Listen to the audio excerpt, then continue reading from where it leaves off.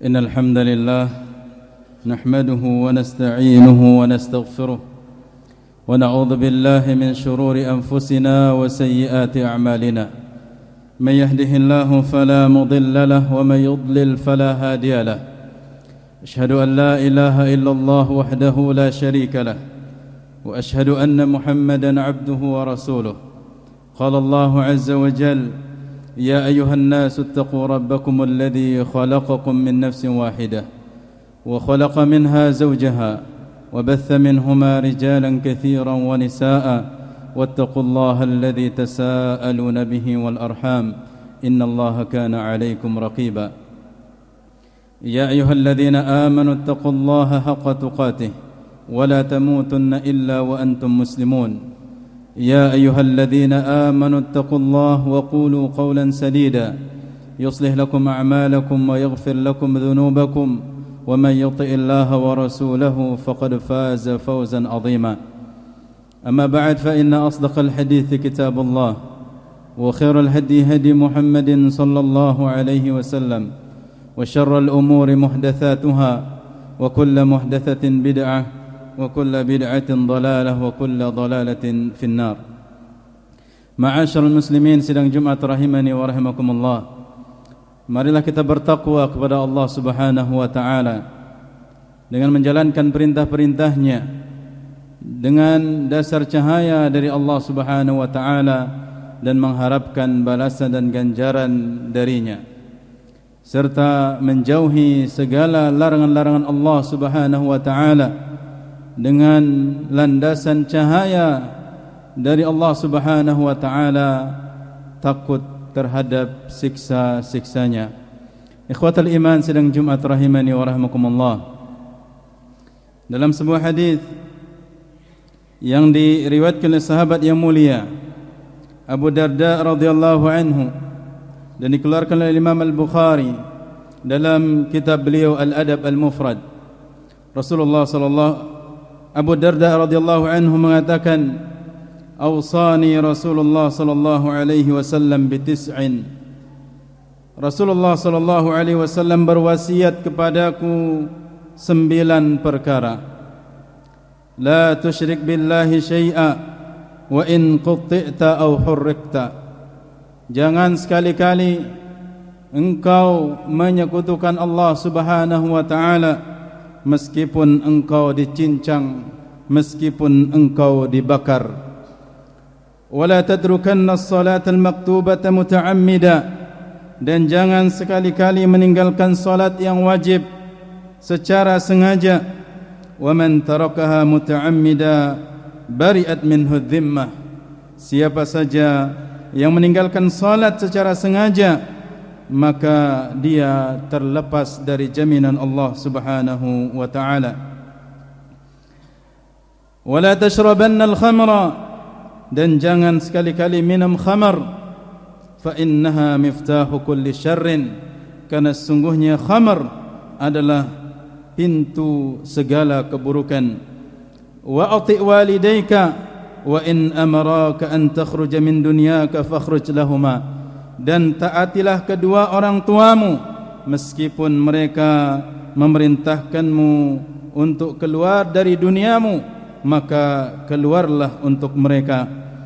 Wala tunazi'anna wulatal amri wa in ra'aita annaka anta, dan jangan sekali-kali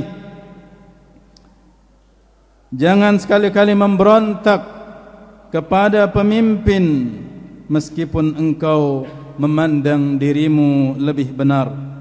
Wala tafrir min az-zahfi wa in halakta wa farra ashabuk, dan jangan sekali-kali lari dari medan pertempuran meskipun engkau mati atau teman-temanmu berlari. Wa anfiq min tawlika ala ahlik, dan berinfaklah dari hartamu untuk keluargamu. Wala tarfa' asaka an ahlik, dan jangan engkau mengangkat tongkatmu dari keluargamu. Wa akhifhum fillahi azza wa jal, dan takuti mereka tentang Allah Subhanahu wa ta'ala. Ikhwatal iman sidang Jumat rahimani wa rahimakumullah. beberapa faedah dari hadis yang mulia ini. Yang pertama adalah perintah menjauhi segala macam bentuk kesyirikan, dan hendaknya kita senantiasa perhatian terhadap tauhid walaupun harus mengorbankan jiwa. Lihatlah bagaimana orang-orang terdahulu yang mempertahankan agama mereka, mempertahankan tauhid mereka. Dikisahkan oleh Nabi SAW ketika para sahabat datang kepada Nabi SAW mengatakan, "Ala tastansir lana?" Wahai Rasulullah, tidakkah engkau meminta kepada Allah pertolongan untuk kita? Maka Nabi SAW mengatakan, "Qad kana man qablakum yu'khadhu ar-rajul fayuhfaru lahu fil ard." Ketahuilah bahwasanya ada seseorang sebelum kalian, dia ditahan, dia ditangkap, kemudian digalikan baginya tanah, fayuj'al fiha, kemudian ditanam setengah badannya, thumma yu'ta bil minsyari fayudha'u ala ra'sih, kemudian didatangkan gergaji dari besi, kemudian diletakkan di atas kepalanya, fayuj'al nisfain, kemudian tubuhnya terbelah menjadi dua. Ma yasudduhu dzalika an dinih, kata Nabi SAW, namun hal itu tidaklah memalingkannya dari agamanya. Faedah yang kedua, bahaya dan ancaman meninggalkan salat 5 waktu dengan sengaja, dan bahaya akibat yang jelek yang diperoleh, yaitu lepas dari jaminan Allah Subhanahu wa taala. Para ulama kita menyebutkan maksud dari jaminan Allah Subhanahu wa taala adalah penjagaan dari kebinasaan, penjagaan dari perkara-perkara yang haram dan kemaksiatan-kemaksiatan. Kemudian faedah yang ketiga, khamr, minuman keras, adalah segala sesuatu yang memabukkan, baik itu berbentuk minuman, pil, ganja dan sejenisnya, dan setiap yang memabukkan itu adalah haram. Ketika seseorang mabuk, maka hilanglah akalnya sehingga akan mengantarkannya kepada perbuatan-perbuatan yang menyimpang seperti kesyirikan, kekufuran, perzinahan, dusta dan perbuatan keji lainnya. Rasulullah sallallahu alaihi wasallam mengatakan, "Al-khamru ummul fawahish." Khamr adalah induk segala macam bentuk keburukan. Wa akbarul kabair, dan di antara di antara dosa-dosa yang paling besar. Man syaribaha waqa'a ala ummih, siapa yang meminumnya maka dia bisa jadi akan menzinahi ibunya, wa ammatihi, dan bibinya, wa khalatihi, dan saudara perempuan ibunya. Hadis ini dikeluarkan Imam Daruqutni dan Al-Albani dalam Sahihah. Ikhwatal iman sidang Jumat rahimani wa rahimakumullah. Yang keempat, perintah untuk mentaati orang tua meskipun keduanya menyakiti kita, menzalimi kita, selama mereka tidak memerintahkan kepada kemaksiatan. Pernah salah seorang sahabat datang mengadu kepada Nabi sallallahu alaihi wasallam yang mengeluhkan bahwasanya bapaknya membutuhkan hartanya. Maka Nabi sallallahu alaihi wasallam mengatakan, "Anta wa maluka li abika." Engkau dan hartamu adalah milik bapakmu.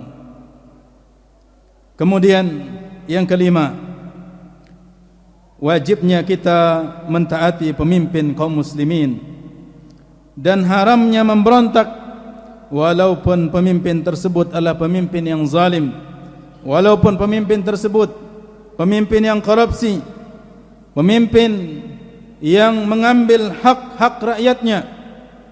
Karena sungguhnya pemberontakan, kudeta dan sejenisnya akan mendatangkan malapetaka dan mafsadat yang sangat besar bagi agama, nusa dan bangsa. Rasulullah sallallahu alaihi wasallam pernah bersabda, "Yakunu ba'di a'immatun la yahtaduna bihudai." akan ada pemimpin-pemimpin sepeninggalku yang tidak mengambil petunjuk dari petunjukku, wala yastannuna bi sunnati, dan tidak menjalankan sunnah-sunnahku.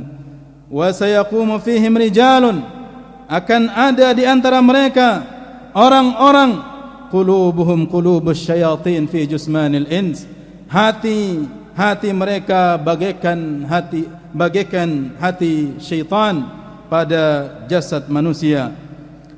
Kemudian sahabat bertanya, "Kaifa asna ya Rasulullah in adraktu dzalik?" Wahai Rasulullah, apa yang hendak aku perbuat apabila aku mendapati masa seperti itu? Maka Nabi sallallahu alaihi wasallam mengatakan, "Tasma' wa tuti' lil amir, wa in duriba dhahruk wa ukhidha maluk fasma' wa ati." Engkau hendaklah mendengar dan taat kepada pemimpinmu, meskipun pemimpinmu memukul punggungmu, mengambil hartamu, dengarlah dan taatlah kepadanya. Hadis ini dikeluarkan Imam Muslim dalam sahihnya. Kemudian yang keenam, larangan lari dari medan pertempuran, khususnya ketika pertempuran sudah berkecamuk dan kaum muslimin berada di hadapan musuh. Walaupun dalam keadaan yang sangat sempit, kawan-kawan semua lari, maka seorang muslim tidak boleh lari dari medan pertempuran tersebut. Kemudian yang ketujuh, perintah untuk menafkahi keluarga dengan adil dan dengan harta yang halal. Janganlah seorang kepala keluarga memberikan keluarganya nafkah dari harta yang haram. Janganlah memberikan keluarganya harta dari harta yang tidak dibenarkan oleh syar'i, seperti makanan dari hasil riba, sogokan, baik sogokan berbentuk uang, pakaian, sembako dan sejenisnya. Maka hendaklah kepala keluarga memberikan harta yang halal kepada keluarganya. Kemudian yang kedelapan, tidak mengapa memukul anak dalam rangka mendidiknya, asal pukulan tersebut tidak membekas dan tidak membuatnya cacat. Yang terakhir, anak dan keluarga hendaknya harus dinasihati untuk bertakwa kepada Allah Subhanahu wa taala dan menjauhi segala kemaksiatan, sebagaimana Rasulullah sallallahu alaihi wasallam sebutkan dalam hadis di atas, wa akhifhum fillahi azza wa jal, jadikan mereka takut kepada Allah azza wa jalla. Barakallahu li wa lakum fil Qur'ani was sunnah, wa nafa'ani wa iyyakum bima fihima min al ayati wal hikmah. Aqulu qali hadha wa astaghfirullah li wa lakum fastaghfiruh, innahu huwal ghafurur rahim.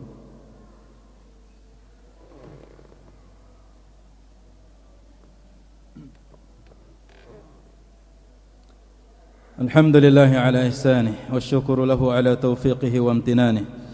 أشهد أن لا إله إلا الله وحده لا شريك له تعظيما لشأنه، وأشهد أن محمدا عبده ورسوله الداعي إلى رضوانه. قال الله عز وجل: إن الله وملائكته يصلون على النبي يا أيها الذين آمنوا صلوا عليه وسلموا تسليما. اللهم صل على نبينا محمد وعلى آل محمد كما صليت على إبراهيم وعلى آل إبراهيم إنك حميد مجيد، وبارك على محمد وعلى آل محمد كما باركت على إبراهيم وعلى آل إبراهيم إنك حميد مجيد.